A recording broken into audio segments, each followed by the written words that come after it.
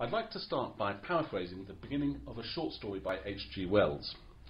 One day, a mountaineer, Nunes, who is climbing with a party of his friends high in the Andes, slips. His friends see him fall and fall and fall down the mountainside, through the clouds, out of sight. They reason there's no way he could have survived, and there's no way to recover his body, so reluctantly they give him up for dead and return home. Nunes, however, is not dead. Trees and snow have broken his fall, so he has in actuality pitched up with only minor cuts and bruises at the bottom of the mountain in a deep and wide valley. He walks towards the centre of the valley, and as he does so, the trees thin out, and he can see it's surrounded by impassable mountains on all sides bar one, a side which is in turn cut off from the outside world by a large and obviously ancient rockfall. Further, he sees that he's not alone. In the centre of the valley there is a village, presumably isolated then from the outside world for thousands of years. Roads come out from this village at regular intervals, like spokes on a wheel, and as he walks down one of these roads towards the village, a man makes his way up the road to meet him. The two draw closer, and Nunes is shocked to see that where the man's eyes should be, there's actually just smooth skin. The man is obviously congenitally blind. Nunes is about to speak when the man greets him. He's obviously heard Nunes' footsteps. With some difficulty they make themselves understood to one another. The man, as Nunes thinks of it, speaks a corrupted version of his language. Nunes, as the man thinks of it, speaks a corrupted version of his language. Be that as it may, the man is friendly and accompanies Nunes into the village as they talk together. As they draw closer, other villagers, who Nunes notices also suffer from the same congenital blindness, emerge from their windowless houses to join them. A meeting of the village elders is called, and Nunes, as he awaits it, recalls and ponders a saying that he once heard in his youth, concluding from it that although he might never be able to escape from the valley, he will quickly be given a position of power within the valley community. The saying Nunes ponders is this: "In the country of the blind, the one-eyed man is king." The claim to have a sixth spiritual sense is not at all unusual. Polls reveal that the majority of people in this country would claim to have had at some stage in their lives at least one experience that they describe as being as if of something supernatural, the most common type of experience for people in this country being one as if of God. So I'm now going to consider what it might be reasonable for you to believe if it seemed to you yourself one day that you'd had such an experience. Would it seeming to you as if there's a God be a good reason for you to believe that there is a God? Okay. Richard Swinburne has crystallised out what seems to me to be the relevant epistemological principle in his book, The Existence of God. He calls the principle of credulity, and roughly speaking, the principle of credulity states that if it seems to a subject that something X is present, then all other things being equal, it's reasonable for that subject to believe that X really isn't present. This isn't an exact quotation from Swinburne, but it's close enough, and there are some details for exact quotation finding on the handout. The other things being equal clause is meant to cover things like just having walked through a door labelled entrance to a hall of illusion, or having just drunk 10 tequila slammers followed up by a lysergic acid diethylamine LSD chaser. In the absence of these sorts of considerations, i.e. considerations which you know from past experience have been shown to have led to deceptive experiences, a subject should be credulous. That's the upshot of the principle. They should believe that the world is as it appears to be. If it seems to you there's a man in front of you talking to you, well, that's prima facie good reason for you to believe that there is a man in front of you talking to you. And you should believe that which you have prima facie reason to believe, unless you know that there are special considerations of the all other things not being equal type obtaining. So that's the principle of credulity. If it seems to somebody that something is present, then, well, all other things being equal, it's reasonable for him or her to believe that that thing really is present. Now I'm going to ask, what reason do we have for thinking that we're most reasonable in collecting our beliefs according to the principle of credulity, rather than according to some other principle? We could, it seems, collect our beliefs according to a more sceptical principle than the principle of credulity. One such principle would be the following. If it seems to a subject that something X is present, then it's reasonable for him or her to believe that X really is present, if and only if he or she has a knock-down, drag-out, deductive argument showing there's no possible way that his or her senses could be deceiving him or her, an argument which starts from indubitable premises and employs reasoning that not even an omnipotent demon could be confusing that subject about. So that's a more restrictive principle. Now, those of you who've studied Descartes would have come across this sort of epistemic rigorism before, and you'll have seen where it leads to, solipsism of the present moment, the view that the only thing we can know is that our own mind exists at the moment that one's having the thought that one's mind exists. The principle of credulity says, in effect, trust the world of appearances unless you've got reason not to do so, and Descartes said, in effect, don't trust the world of appearances unless you've got positive reason to do so. So it might seem that there's nothing to be said in favour of Swinburne's principle over Descartes', except that Descartes makes progress in any area impossible. As Hume put it towards the end of the first inquiry, it's on page 153 of the Selby Big edition, which is the standard edition you've probably got on your shelves. Here's a quote: "It is a question of fact whether the perceptions of the senses be produced by external objects resembling them. How shall this question be determined? By experience, surely, as are all other questions of a like nature. But here experience is and must be entirely silent. The mind has never anything present to it but the perceptions, and cannot possibly reach any experience of their connection with objects. The supposition of such a connection is, therefore, without any foundation in reasoning." So, it seems then that the principle of credulity can't be non-question beggingly argued for, and it may be leading you astray, because you might indeed be a brain in a vat being fed illusory experiences.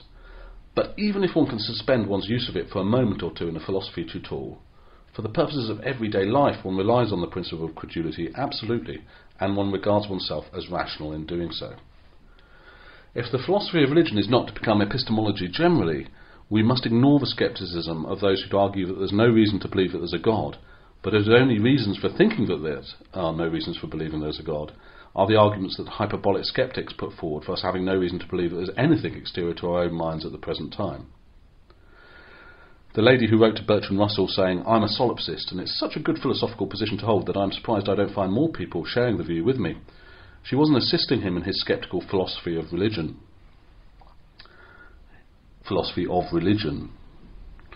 So if we allow ourselves to divide through, as it were, by the Cartesian sort of scepticism, we will in effect be accepting something akin to the principle of credulity, and in that sense then Swinburne is right to suggest, as he does, that the principle of credulity is a principle of rationality, even if in some exigent Cartesian sense one might be rational and yet not accepted.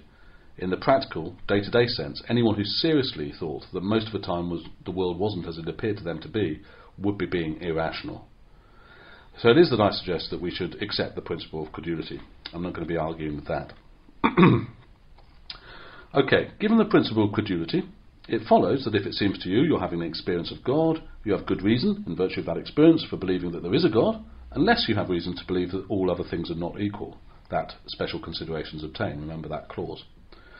A word or two then about special considerations, and whether or not we can have reason to believe that they always obtain in the case of religious experiences. The majority of people who have experiences as if of God are very normal people. They raise families, they watch TV, they pay their taxes. They're not what, for want of a better term, one might call religious nutters.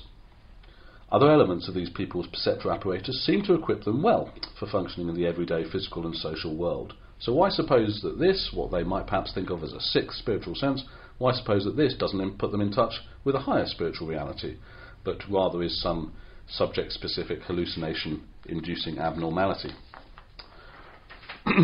Well, suppose that scientists were to discover a section of the brain that was different in these people, the people who have religious experiences which seem to them as if of God speaking to them, say. Suppose scientists were to discover this section of the brain, and tests revealed that scientists could remove the section without in any other way damaging the patient, and that if they did so, if they removed it, then from that moment on, no more other religious experiences would be had. Would all of this show that the preceding religious experiences weren't veridical? Well, I don't think that in itself it would. Nunez's eyes are ultimately regarded by the natives of the country of the blind as unfortunate growths that hamper him in engaging with reality by letting in too much heat into his head. What would happen to Nunez's ability to have visual experiences if one day the medicine man of the village of the country of the blind removed his eyes? Well, obviously it would disappear. But that doesn't stop Nunez's eyesight being veridical. If scientists were to discover some differences in the brains of those who've had religious experiences as opposed to those who haven't had, the question of whether to label that section of the brain a sense organ or a subject-specific hallucination-inducing deformity would not in itself be decided simply by its discovery. And what goes for finding a section of the brain goes for many of the other things which are often taken to be special considerations telling against religious experience tracking truth. For example, that religious experiences often occur in those who are already members of a religious community, that they often occur after long periods of prayer, and so on. Unless those in these putative special circumstances had a proven inability to form correct belief by means of their other senses whilst in them, which characteristically they do not, although fasting is perhaps the exception to that, well then these so-called special considerations could not be, non-question beggingly, taken to be such as to undermine the prima facie good reason to believe that there's a God which these people's religious experiences are providing for them. Okay, excuse me just a minute.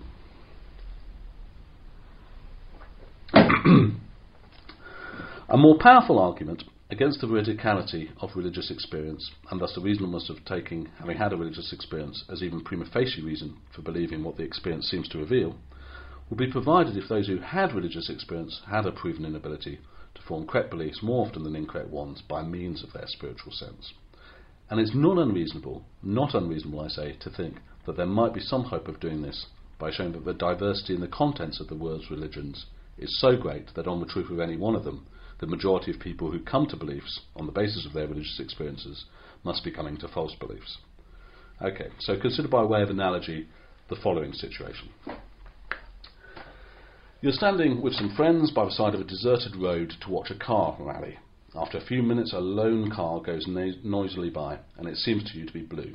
And this seeming to you is, then, via the principle of credulity, a prima facie good reason for you to believe that the car that's just passed is indeed blue, given that you've no reason to believe that all other things are not equal. For example, you're not aware of any special considerations obtaining, it's broad daylight, you have an unobstructed view of the road, as do your friends, you've just had your eyesight tested and it was 20/20, you certainly no reason to think then your colour perception is off, and so on. Okay, so you therefore believe the car's blue, and you think yourself reasonable for doing so. So far, so good. You say to the man standing next to you that you think that the blue car that's just passed was, let's say, an original S-Type Jaguar. You venture this opinion. He looks back at you somewhat startled. Well, it was a Jaguar all right, he says, but it wasn't blue, it was bright red. The lady standing next to him confirms his judgment, the man's. It's certainly red, she says. Someone else chimes in. Of course it was red. Another says, referring to the first man's judgment again, not yours. That's right, red. Well, what is it rational for you to believe now about the colour of the car that's just passed? It strikes me it would be rational for you to withdraw your judgment that the car was probably blue and replace it with the judgment that the car was probably red. Or it could be, if I tell enough details to the story, I could generate such a story. So, to the extent that what seems to you to be the case is contradicted by the numerous and consistent testimonies of other independent witnesses, you have reason to believe that special considerations obtain, even if you can't see what they might be, and thus to be more sceptical about your original judgment. If the testimonies are sufficiently numerous, consistent and independent, you should indeed withdraw your original judgment and replace it with the collective judgment of these other people. If the testimonies of others are not quite numerous, unanimous or independent enough for this, well then perhaps you should suspend the judgment altogether. Indeed, for a certain telling of the fleshing out of the details of a story, you would make it the case that you should suspend judgment altogether. Let me alter the situation slightly then, in fact. As before, it seems to you that the car that's just sped by was blue. When you say this to the man next to you, he replies that it was red. Okay. However, the lady standing next to him in this version says, well, wait a minute, it was jet black. Someone else says, it was yellow with pink spots. Another says, what car? What is it rational for you to believe now about the colour of the car? To the extent that what seems to you to be the case is contradicted by the testimonies of others, you've reason to be sceptical about the veridicality of your perceptions.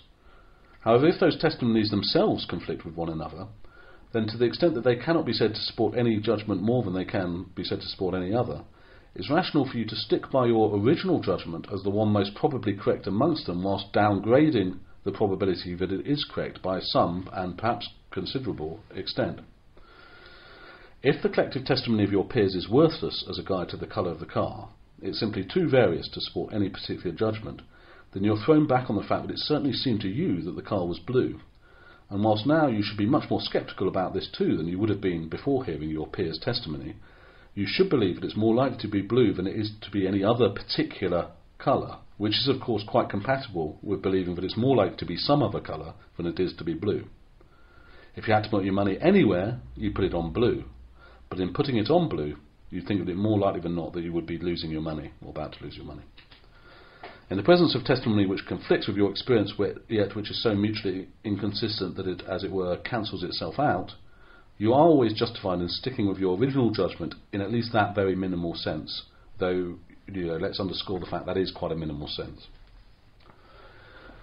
At this stage then, the inductive soundness of the argument from having had a religious experience oneself depends on certain empirical contingencies concerning how variable and mutually exclusive the contents and testimonies of the world's religions are.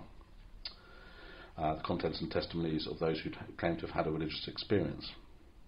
Now, this is a question which isn't really within the field of philosophy of religion, and I must therefore leave my conclusion rather hypothetical. If it seems to you that there's a God, and the testimony against its being true that there's a God is not very great or mutually consistent in itself, then it could remain overall reasonable for you to believe that there probably is a God, on the basis of this experience alone. If, on the other hand, there's numerous and unanimous testimony from others that, on the basis of their own experiences, you're mistaken, well, you should accept that you probably are mistaken, unless that is you have other arguments for God, for example, the design argument, to buttress your belief here, but putting that to one side. You should believe that you are probably mistaken, and that, despite what appears to you to be the case, there is no God. If a testimony from others is so mutually inconsistent that it neither supports nor undermines the claim that there's a God, if it, as I put it, cancels itself out, well, then it could remain overall reasonable for you to believe that your experience raises the probability that there is a God to some extent, but that might very well be a very minimal extent, as I say. Appearances can be deceptive, for sure. So no argument from religious experience is ever going to be a deductively sound argument for the existence of God. There'll always remain the possibility that it's leading you from truth to falsity. But an argument from religious experience, if you've had one, could in principle be a good inductive argument for the existence of God, and failing that, it could in principle inductively support the existence of God. Let's suppose that you've never had any such experiences at all. What should you believe when confronted with the testimonies of those who claim that they have had such an experience, when confronted with the argument, as one might put it, from other people's testimonies to having had religious experience? Well, I'm going to argue that the answer to this question parallels the answer to the question, what does a person born blind have most reason to believe when they hear someone tell them that he or she, by contrast, has an additional sense which has enabled him or her to discern various things about the world of colour? Excuse me just a minute. Thank you. Okay. The hero in the H.G. Wells story, Nunez, finds much more difficulty than he initially anticipates in showing the inhabitants of the country of the blind that he does have privileged access to an aspect of reality of which they are ignorant. They quickly label him as mad, albeit in a relatively confined area of his life, and ignore his, what are to them, largely meaningless jabberings. And, whilst we can see from the outside, if you like, that they're wrong, we can't help but think, if we read a story, I think you'll find this, we can't help but think that they're reasonable in reacting this way. Now consider the situation of those born blind in our society. They, by contrast with the natives of the country of the blind, do not dismiss the talk concerning this thing called colour as meaningless jabbering. They do regard those around them as having privileged access to an aspect of reality of which they are ignorant. They quickly label these other people sighted, and accept on the strength of their testimony the truth of claims, the terms used in which, red, blue and so on, the terms used in which we cannot help but think they can't fully understand. This seems to be the reasonable thing for them to do.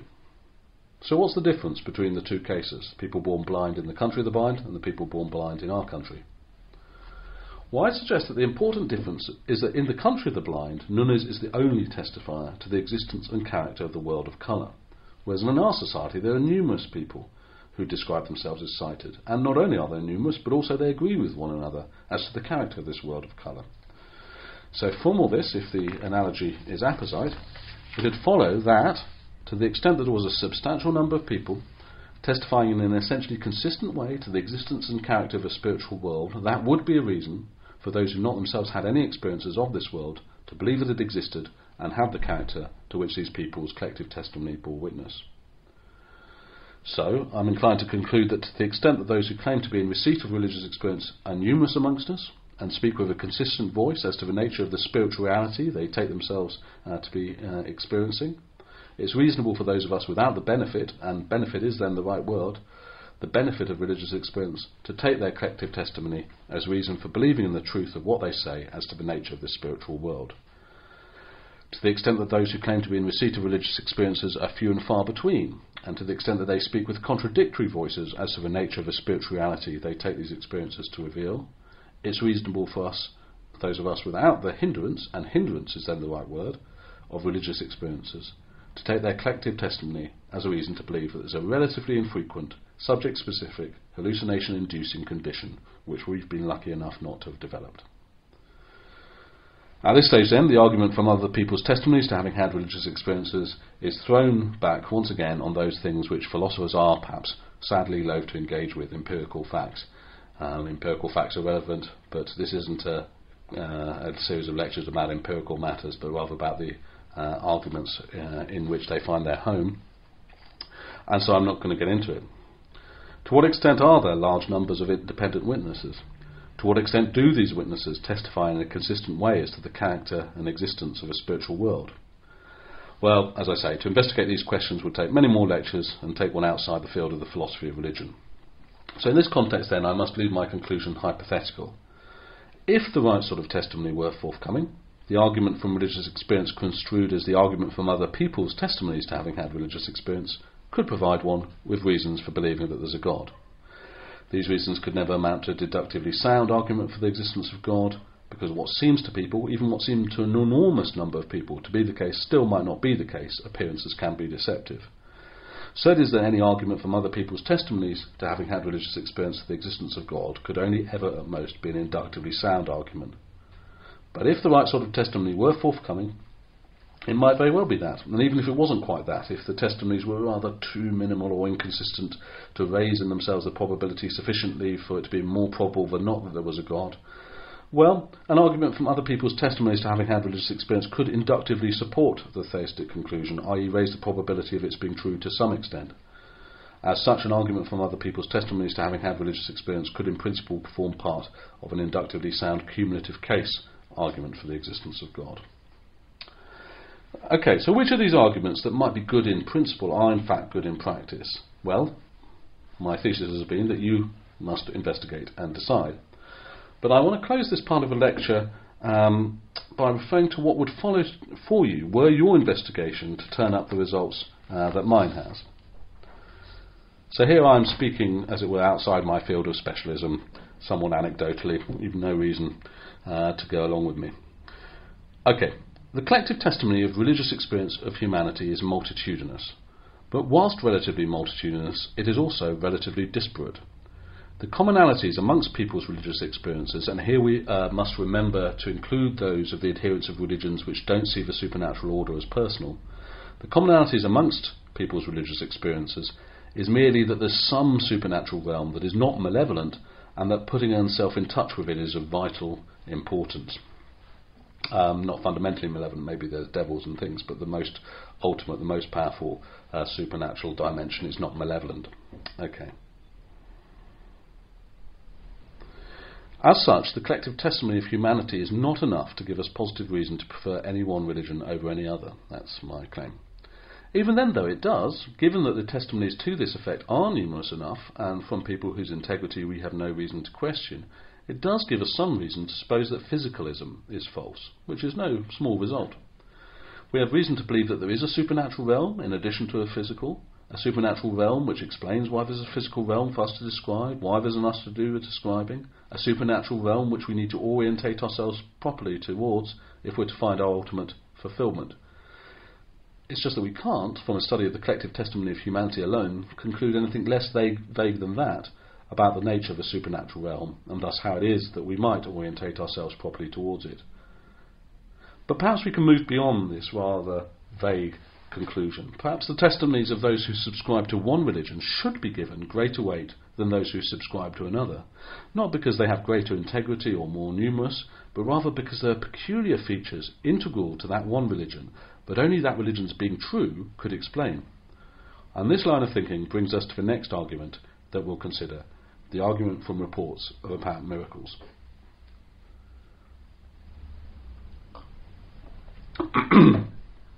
Okay.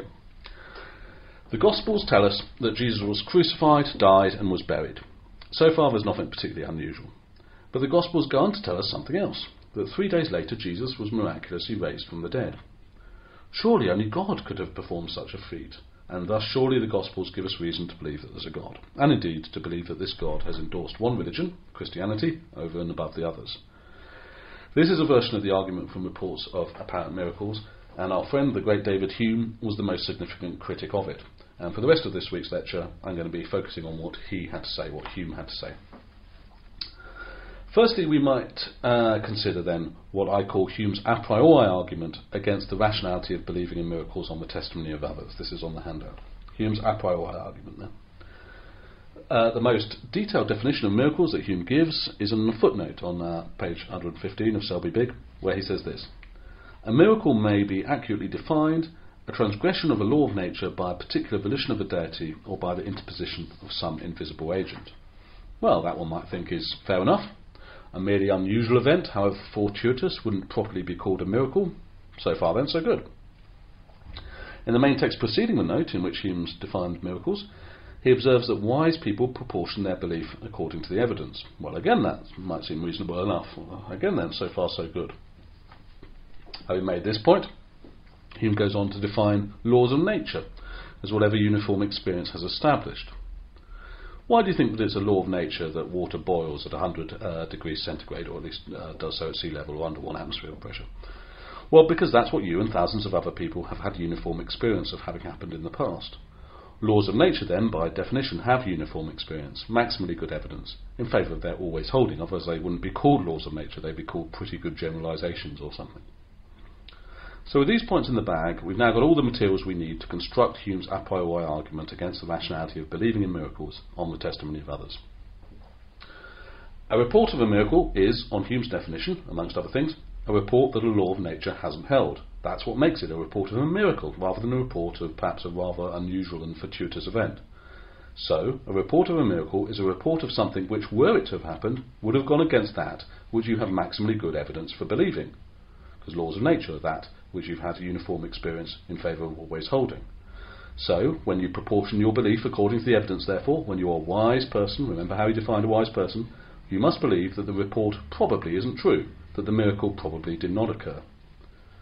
As Hume himself puts it, this is another quote: "A miracle is a violation of the laws of nature, and as a firm and unalterable experience has established these laws, the proof against a miracle, from the very nature of the fact, is as entire as any argument from experience can possibly be imagined." Now, there are a number of things that might worry one about Hume's argument and have worried philosophers ever since. I'm not going to be able to even to mention all of the things that one might worry about. There is some more material available on the handout. But I want to start by drawing attention to how parallel arguments are obviously wrong. So the first point I'm going to make against Hume's a priori argument is rather analogous then to that overload objection which we considered to the ontological argument. It shows that something's gone wrong with it, but even if it doesn't quite show us what. Consider the following scenario. You are the Lady Margaret Professor of Bananas at Oxford University. You've been studying bananas all your life, and in your life you've never seen a straight one. You have firm and unalterable experience then, as you might have put it, that bananas are always bent. As Professor of Bananas, you often act as reviewer for articles submitted to your professional journal, Top Banana. One day, Top Banana sends you an article for review. It's written by respected banana experts at another institution. You've reviewed their papers before. They've almost always been uniformly excellent. And you read the article, and the substance of it is a claim made by these scientists that they found a straight banana. Well, the article looks scholarly, sure, and the scientists at this other institution, when you contact them, pledge their sincerity and so on. But what, according to Hume, should you believe? Well, a straight banana is for you something which contravenes a law of nature, for laws of nature are, according to Hume, just whatever your firm and unalterable experience has established. And your firm and unalterable experience has been that bananas are always bent. Thus these people's claims amount to the claim that a miracle has occurred, and so you should believe that they're mistaken or deliberately out to deceive you. You should screw up the article, throw it in the bin. But that seems unduly narrow-minded. If you couldn't sometimes be reasonable in believing those who told you something that was contrary to your experience, then science as a collaborative exercise could never exist. No scientist could ever be reasonably shaken in his or her prejudices by the reports of others. For insofar as these reports contradicted those prejudices, he would simply dismiss them. So something's gone wrong with Hume's argument. What? Well, one thing that may have been troubling you is that Hume has defined laws of nature as whatever uniform experience has established. But surely laws of nature are whatever laws nature actually follows, and what uniform experience establishes is rather ideas in our mind about what these laws are. So let me distinguish then between what I call objective laws of nature and what I call subjective laws of nature. Objective laws of nature are the laws that the universe really follows, that scientific theories approximate and indeed seem with each generation to approximate more and more accurately. I'm assuming a certain realism in the philosophy of science here. The subjective laws of nature, on the other hand, are, roughly speaking, the laws established by taking the simplest law that can be made to harmonise with what's been our firm and inalterable experience to date, and indeed projecting its application into the future. The subjective laws, if you like, are our best guess at what the objective laws are. Once we've distinguished between subjective laws and objective laws in this way, Hume's definition of miracles, mentioning as it does simply laws of nature, must strike us as chronically ambiguous. Having made the distinction, we'll need to seek to tidy up, if you will, Hume's original definition. And resultantly, it seems that we should say that to be a bona fide miracle, in contrast perhaps to an event which might very well be taken as a miracle, an event has to transgress what is in reality, independently of what anyone thinks about it, a law of nature. So it has to be an event that transgresses an objective law of nature, in the sense I've introduced. However, once we've tidied it up like this, there's a problem. It's impossible to know with complete certainty whether or not any event ever counts as a miracle on this new definition. Epistemically speaking, we only ever have access to our subjective laws. Remember, our subjective laws are our best guess at what the objective laws are. So we can never tell with complete certainty whether or not a particular event satisfies the description of miracles specified in the revised definition. However, this consequence isn't fatal to Hume's argument. There are all sorts of things that one can form reasonable beliefs about without certainty, and I'm going to argue in a moment this is just one of them. As a matter of fact, one can distinguish between an event which, were it to occur, would be contrary to all that one's had experience of to date, and yet which one would not count reasonably as a miracle, for example a straight banana. One can distinguish between that and an occurrence which, were it to occur, would not only be contrary to all that one's had experience of to date, but would also, one reasonably suspects, be a miracle, for example, a resurrection. One can draw this distinction. Well, how can one do this? There are two parts of the answer to this question. Part of the answer lies in the fact that one takes simplicity of hypothesis to be a guide to truth, and the hypothesis, there's a God plus simple objective laws of nature, might be simpler overall than the hypothesis, there isn't a God, but there are much more complicated laws of nature. Another part lies in the fact that one can come to some reasonable beliefs about what sort of events God, were he to exist, would have good reason to bring about. So let me look at the first part first, and let me turn to the case of the Gospels' reports of Jesus' resurrection, as historically it is the Gospels that have been the focus of concern when people have been arguing about these issues. If these reports are of a sufficient quantity and quality, and of course that's a big if that I'm just bracketing off for other people to address, if these reports are of a sufficient quantity and quality to justify one in believing that the events they describe probably did occur, then one's faced with a choice. Either believe that the subjective law, more or less when you're dead, the law that at the sort of observable level could be summarised loosely under that description. Either believe that the subjective law, when you're dead, is probably not indeed an objective law, but rather has to be modified, and that's complicated quite a lot. Jesus was resurrected, but that's a naturally explicable event, so that's one way one could go. Or believe that it is indeed an objective law, that when you're dead, but there's a God or some other supernatural being who intervened on this particular occasion to break it. If the Gospel accounts are of sufficient quantity and quality, the big if, then which of these one should believe will depend on balancing how well supported the subjective law of nature is and how simple the hypothesis that there's a God or some other supernatural being is. Now, the subjective law of nature that when you're dead, using that as shorthand for the biological laws that we suppose underlie that truth of folk science, the subjective law of nature that when you're dead is extremely well supported by experience. God, I argued, is in himself a relatively simple entity to posit, certainly simpler than any other supernatural person. So, when dealing with the Gospel's accounts of the resurrection of Jesus, one is dealing with testimonies to an event which, were it to have happened, would have contravened a subjective law for the accuracy of which there's a great deal of evidence. A great deal of evidence that it's not simply subjective but is also objective. It is thus rational to think that if the Gospels are of a sufficiently high quantity and quality for it to become reasonable for one to believe that the events they describe occurred, that's the big if, one should stick with the simplest law, when you're dead, and see the evidence not as evidence that one's experiences to date haven't been sufficiently wide to get one's subjective laws sufficiently close to the objective laws in this area, but rather as evidence that there's a God, something which is not intrinsically so complicated as to reduce the overall probability of one's working hypothesis below that of the hypothesis that the objective laws of nature concerning death don't have the form, as I've been giving it in folk scientific terms, when you're dead, you're dead. Now, asking why this might be the case with resurrections and not straight bananas brings me to the second part of the answer. One can be reasonable in believing that if there were a God, he'd be more likely to perform miraculous resurrections than miraculous fruit strainings. Now, I'm not going to argue for this, rather I'm just going to give a name to the difference between the two cases. It is, as I'm going to put it, a difference of existential significance. Existentially significant events are those events which God, were he to exist, would be more likely to find reason to bring about miraculously.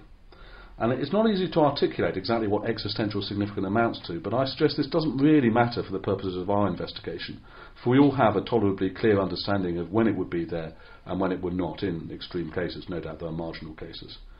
A straight banana would not be existentially significant. A man who claimed to be God and who'd been dead for 3 days coming back to life would be existentially significant. When dealing with testimonies to an event which, were it to have happened, would not have been existentially significant, for example the finding of a straight banana, it would be rational for one to think that if the testimonies reach a sufficiently high standard for it to become reasonable for one to believe that the event occurred, it's reasonable for one to think that the simplest law, bananas must be straight, is not in fact an objective law. When dealing with testimonies to an event which, were it to have happened, would have been existentially significant, such as perhaps the resurrection of Jesus, it would be rational for one to think that if the testimonies do reach a sufficiently high standard for it to become reasonable for one to believe that the event occurred, one should think that the simplest law, when you're dead, you're dead, is indeed an objective law, but God has intervened to suspend it. A supernatural agent is much more likely to perform an existentially significant violation of an objective law than an existentially insignificant one. Okay. It seems to me then that Hume's a priori argument against the rationality of believing in miracles on the testimony of others fails. If it is irrational to believe in a given report or set of reports of a miracle, this will be for a posteriori reasons peculiar to that report or set of reports. But on this topic, a posteriori reasons that is, Hume is by no means silent. Hume has, this depends slightly on how one divides them up of course, Hume has 4 a posteriori arguments against the rationality of believing in miracles on the testimony of others. Now, I'm afraid I'm not going to be able to go through these arguments just for reasons of time, but I have put them down on the handout and sketched a line of a response for each, and each is worth considering at your leisure. So there's a section of the argument that I'm not presenting orally now, and I really don't want you to sort of read the handout now rather than listen to what I'm going on to say, but just be alert to the fact that one does really need to have read and thought about it before one can reach an overall conclusion. And overall the conclusion I reach as a result of both the considerations I presented orally and those on the handout, overall the conclusion I reach is that Hume's many-pronged assault on the argument from apparent miracles has secured him the potential for at least a limited victory. Hume has shown, I suggest, that unless the miracles associated with one religion are attested to by better witnesses and or have better exterior evidence in their favour than those associated with another, and perhaps some do, but he has shown that unless they do, it is not reasonable to prefer one religion over another on the basis of the frequency of the miracles it purports occurred. Okay. So he's shown that unless the miracles associated with one religion are attested to by better witnesses, it's not reasonable to prefer one religion over another on the basis of the frequency of the miracles that it purports occurred. Hume hasn't shown that it is always irrational to believe in miracles on the testimony of others. His a priori argument fails, and his a posteriori concerns, though to a greater or lesser extent legitimate, do look at the handout and see that the issues are fine-grained and finely judged here. His a posteriori concerns, though to a greater or lesser extent legitimate, could in principle, unsurprisingly, they are after all a posteriori concerns, these concerns could in principle be met. Whether or not they are met depends of course on facts beyond the scope of these lectures to investigate. As then with the argument from religious experience, I'm going to have to leave my conclusion about miracles in a hypothetical form in this context. Any argument from the reports of apparent miracles can never hope to be a deductively sound argument for the existence of God. Even allowing that the event in question occurred, and that it was indeed a genuine miracle on Hume's revised definition, it could always be that there was a supernatural agent other than God responsible for it. However, an argument from the reports of apparent miracles could in principle be an inductively valid argument for God's existence, and even if it didn't reach quite that standard, it could in principle contribute something to an inductively sound cumulative case argument for the existence of God. And whether it does so in practice, it could in principle, but doesn't do so in practice. Whether it does so in practice depends on the considerations that I've outlined orally and that I give some description of also in the cautionary note at the end of the lecture handout. So have a look at that cautionary note as well. Okay, having argued in my first 3 lectures that the claim that there's a God is one the truth of which is logically possible, no contradiction in the concept of God. The week before last I looked at 2 arguments for its truth, for it being actually true, the ontological argument and the cosmological argument in its contingency version. These are respectively the arguments that begin from what Kant would have called pure categories a priori and from indeterminate experience. And I concluded that neither of these arguments meets the criteria that I'd outlined for being a good argument, and that neither can in fact contribute to a good cumulative case argument for God's existence. So those were, in the versions I looked at least according to my analysis, write-offs. Then, last week, I looked at an argument from what Kant would call determinate experience, the design argument, and I concluded that in its fine-tuning version, this argument does in fact meet the criteria for being a good argument, albeit that it's doing so rests, of course, on premises. No argument is independent of its premises. Its doing so rests on at least one premise which is far from uncontroversial. The premise of the transuniversality of value, as I called it. Now this week I've looked at 2 more arguments that begin from determinate experience.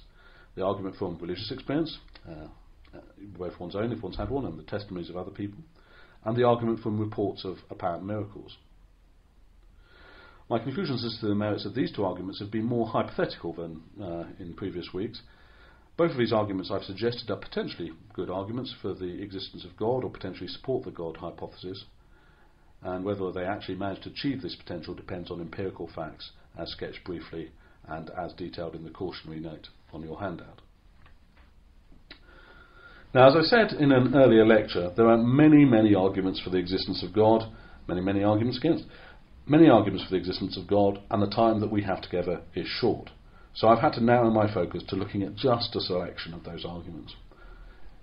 Even though much has been left unsaid about even the arguments that I've looked at, and of course even more has been left unsaid about those that I've not even mentioned, even though much has been left unsaid about the arguments for the existence of God, what I have said has been, I suggest, sufficient to show that we have some reason to believe that the central claim of the monotheistic religions, there is a God, is true. Be that as it may, it's time for me to move on from considering arguments for the claim that God exists. Before we can decide what we have on balance most reason to believe, we need to consider arguments against the claim too. And that's the task to which we'll turn next week. Thank you for your attention this week.